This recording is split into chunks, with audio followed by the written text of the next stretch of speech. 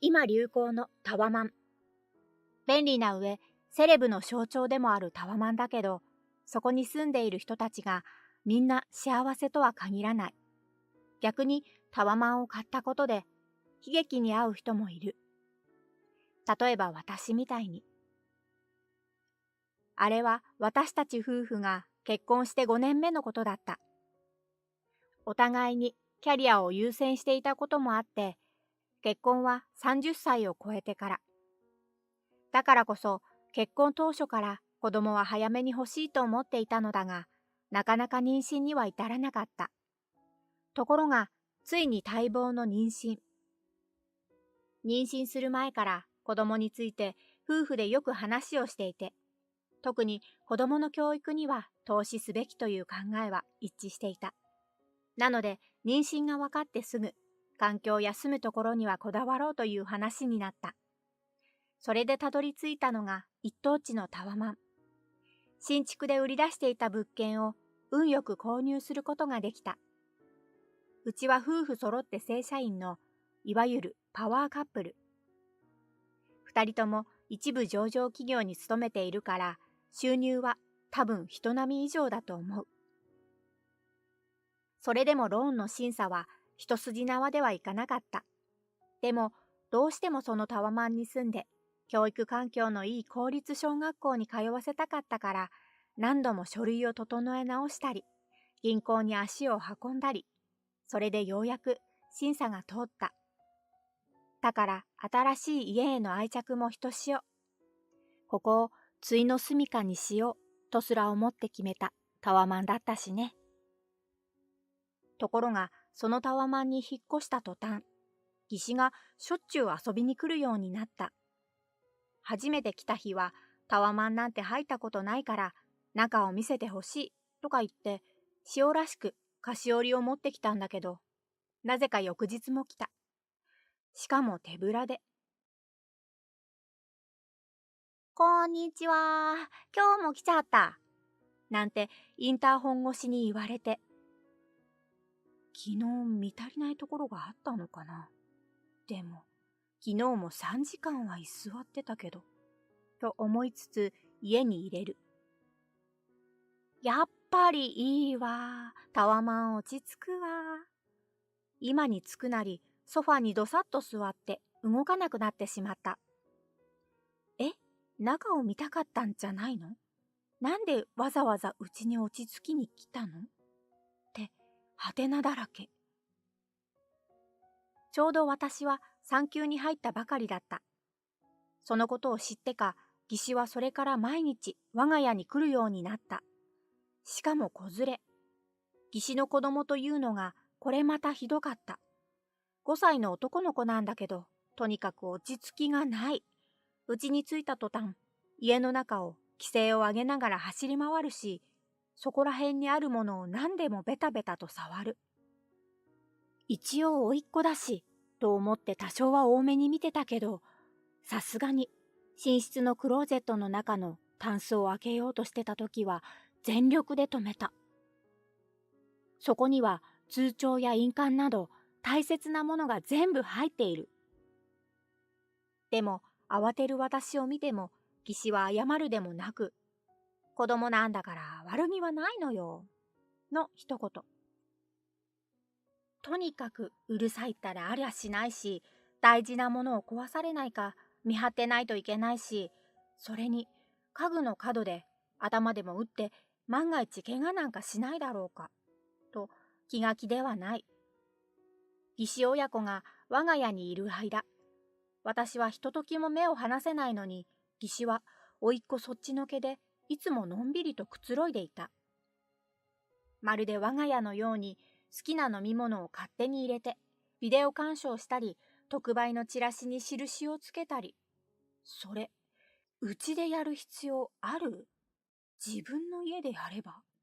もちろん言葉にはしなかったけど、義士は私の冷たい視線も何のその。なかなか帰らないという日々が続いた。もちろん夫にも相談した。お姉さん、毎朝午前9時きっかりに甥っ子くんを連れて、うちに来るのよ。それでそのまま夕方5時までずっといるの。私だってさすがに毎日お姉さんの相手はしんどいよ。家のことも全然できないし、赤ちゃんの用意だってできてないんだよ。お姉さんに何とか言ってくれない？でも夫の返事はいつも同じ。義兄の稼ぎじゃタワマンなんて買えないからさ、うちが羨ましいんだよ。姉さんにはタワマンなんてこのまま一生縁がないんだから、今だけちょっとくらい優雅な気分を味わわせてやろうよ。それに甥っ子の夏休みもあと2週間くらいだろ。そしたらうるさくなくなるし。そういう問題じゃないというのがなかなか理解してもらえなかった。確かに義士の夫はおとなしくてパッとしない。収入だってそんなになさそう。でもだからってお姉さんが毎日来るのはおかしくない？自分の家でできることをわざわざうちに来てまでする必要ないでしょ？そう言っても、まあまあで終わり。私のイライラはだんだんと募っていった。その頃はもう妊娠後期に入っていたから、一応安定期ではあったんだろうけど、さすがにあまりにもストレスが溜まりすぎたのか、ある日私はついにぶっ倒れてしまった。その日もいつものように義士親子がうちに来ていたのだけれど、甥っ子は初めからめちゃくちゃご機嫌斜めだった。なんでも朝ごはんの時にお気に入りのジュースがなかったらしい。で、うちに来てもぐずり続けていて、手当たり次第に物を取って投げる始末。で、ついに玄関に置いてあった花瓶も投げて、粉々に割ってしまった。実はその花瓶、仲人さんから結婚祝いにいただいた大切な品物。エルメスのもので、値段ももちろんだけど、私たちのために仲人さんがわざわざ店に足を運んで選んでくれた本当に大切なものだったんだ。さすがに私も切れて逃げる甥っ子を追いかけようとした。そしたら義士が、やめてよ。かわいそうじゃないの。子供のしたことなんだから仕方ないでしょと。もうさすがに怒りが抑えられなかった私は、義士たちと同じ空間にいることすら嫌になった。頭に血が上って、思わず玄関を飛び出て、偶然止まっていたエレベーターに乗ったものの、どうやらそこで気を失ってしまったらしい。偶然乗り合わせてくれた人がいたので、降りてすぐにコンシェルジュに駆けつけてくれた。おかげで私は救急車でそのまま病院へ搬送されることに。もし一人で倒れてたらって思うと、今でもゾッとする。結局、安静が必要だとのことで、出産まで入院することになった。留守中の我が家が心配ではあったけど、夫が見舞いに来るたびに、私が家にいない間は、絶対にお姉さんを中に入れないで、という脅しをかけて、なんとか気持ちを落ち着けるようにしていた。その後、数週間後に無事に出産。可愛い女の子と出会うことができた。だが、生まれたばかりの娘と共にタワマンの自宅に帰った私は、そこで信じられないものを目にすることになった。退院の日、車も免許も持っていない夫に代わって、両親が病院まで来てくれた。両親の車でタワマンの前まで送ってもらい、久しぶりの我が家へ。ここでこの子を育てるんだ、と一種の感動すら感じながら、タワマンの中へ入り、救急車を呼んでくれたコンシェルジュさんにお礼を言って、エレベーターへ。家の前に着いて鍵を取り出そうとすると、いきなり玄関ドアが開いた。キャッ！驚いて後ずさりすると、そこにはさらに驚きの光景が。なんとドアを開けたのはまさかの義士だった。おかえり。義士の背後には甥っ子。私のお気に入りのティファニーのマグカップを手に持って振り回している。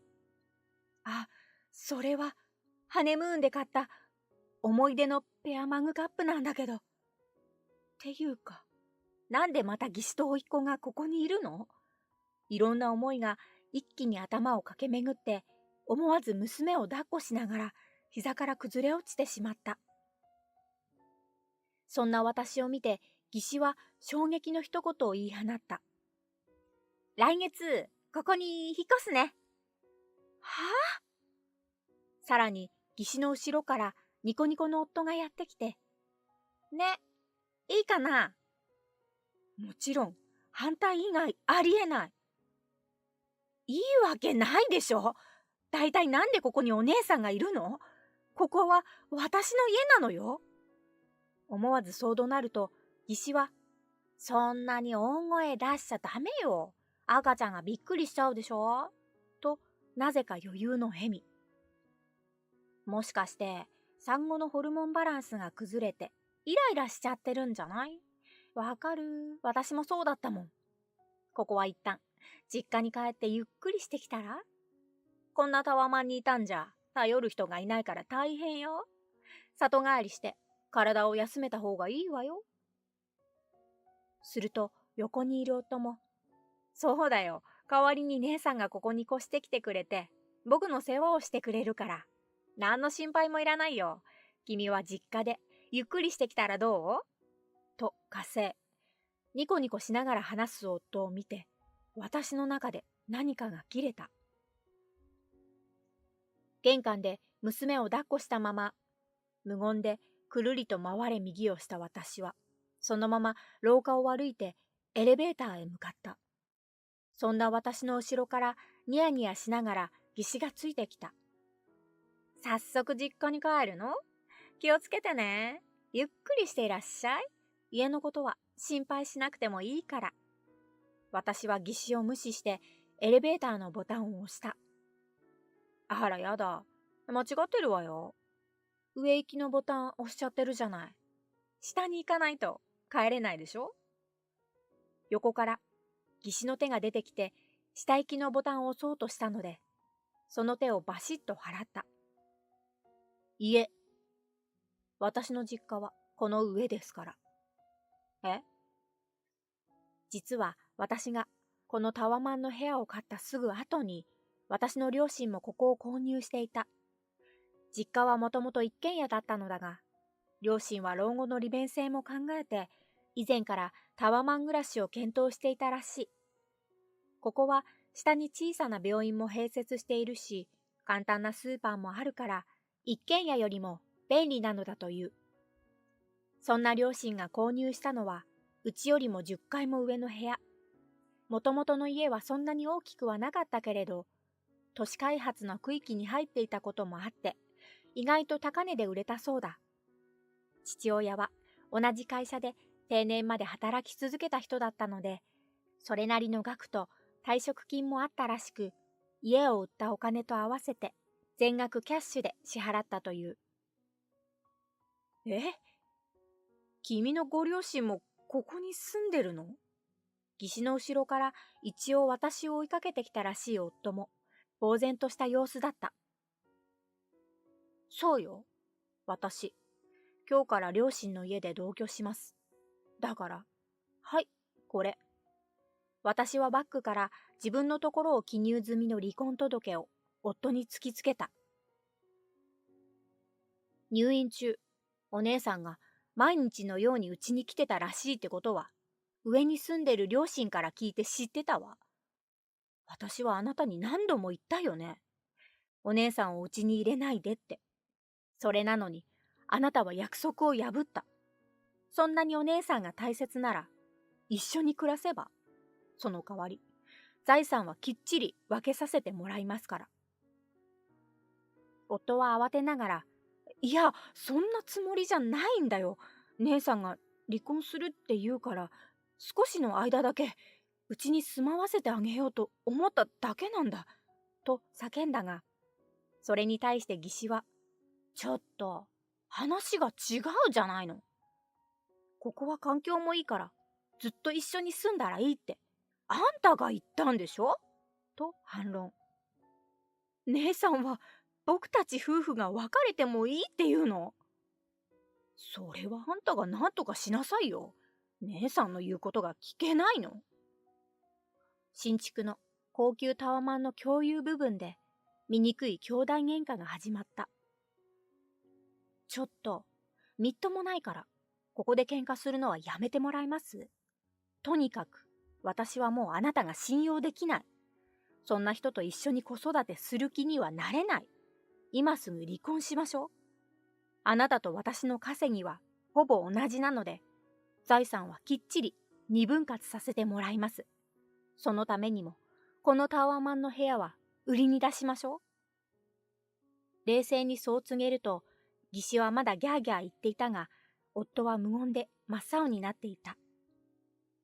そんな二人を置いて、私は到着したエレベーターへ乗って上層階へ。私たちの部屋は下層の方なので、ベランダの窓を開けても道路の向こうに横のマンションが見える程度だが、さすがタワマン。高層ともなると眺望が違う。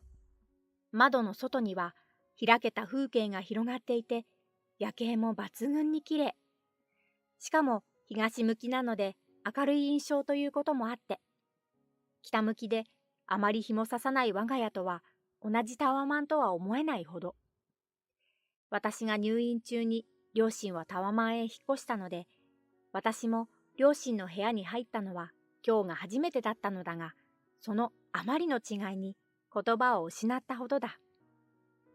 部屋へ戻っていた両親は、なんとなく私が来るであろうことを予測していたらしい。私が部屋に来てもあまり驚きはしなかった。うんうんとうなずきながら部屋に招き入れ、温かいお茶を出してくれた。そこでようやく私も感情の糸が切れたのか、悔し涙がボロボロと流れてきた。両親は離婚してもいいとは言ってくれたが、生まれたばかりの子供もいることだし、その前に夫婦でよく話し合いなさいと諭してくれた。で、夫と話し合って分かったこと。夫は小さな頃から義士に駒遣い扱いされていたらしい。義士は割と整った顔立ちをしていたこともあって、周りからちやほやされることに慣れていて、自分の思い通りにことが運ばないと、一番身近にいた夫に当たり散らしていたんだそうだ。大人になっても義士に逆らえない夫だったが、高級タワマンを買ったことで、ついに姉に勝つことができたと思ったらしい。自分の立場を自慢したい夫は、義士に対して必要にうちに遊びに来いと誘った。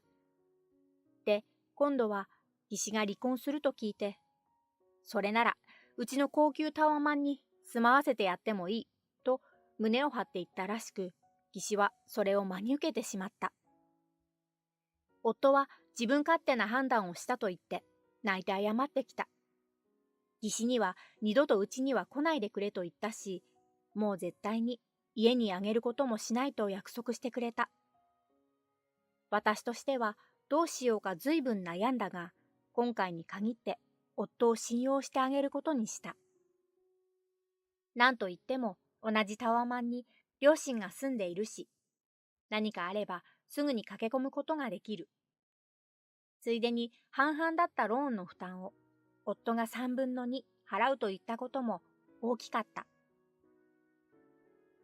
その後、義士はというと、うちのタワマンのすぐ隣にあるボロアパートを借りて引っ越してきた。稼ぎが悪いと言って散々元義兄のことをけなし続けていたけど、少なくともその稼ぎがあれば、築浅の賃貸マンションには住めていたのにね。義士は毎日うちに通っていただけあって、自分の家の家事はさっぱりだったらしい。家の中はぐっちゃぐちゃで、夜ご飯も毎日スーパーの出来合い。元義兄は、そのあたりを毎日写真に撮っていたらしくて、離婚調停の時は、完全に元義兄優位だったそうだ。慰謝料なしで、ほとんど義士が追い出された形だったらしい。それでも義士は、甥っ子の親権だけは死守していた。スズメの涙ほどとはいえ、養育費がもらえるからね。自分ではまともに働いたことがない義士にとって、それは貴重な収入源なはず。ちなみに義士が引っ越し先としてわざわざうちの隣を選んだのは、ここが教育環境がいいからだって。うちのタワマンに子連れで通っているうちに、タワマン内で何人かママ友を作った技師は、やれ英語だ、やれピアノだ、バイオリンだと習わせているママ友たちの話に触発されたらしい。そういう子供たちと同じ小学校に入れば、自分の子供も賢くなるとでも思ったのかな。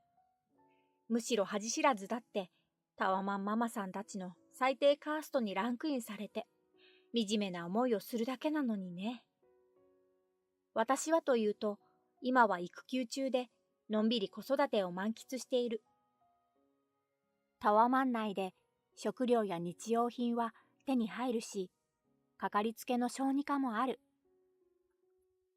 引退してのんびりと過ごしている両親も近くにいるから、しょっちゅう遊びに行っては気分転換もできている。タワマンママたちのカーストが面倒くさいから、保育園はこの近所じゃなくて会社の近くにしようと思ってる。で、小学校受験して少し離れたところにある国立に入れようかなって。技師のおかげでこのタワマンのママ友事情のことをよく知れたし、そこはありがとうお姉さんって思ってるよ。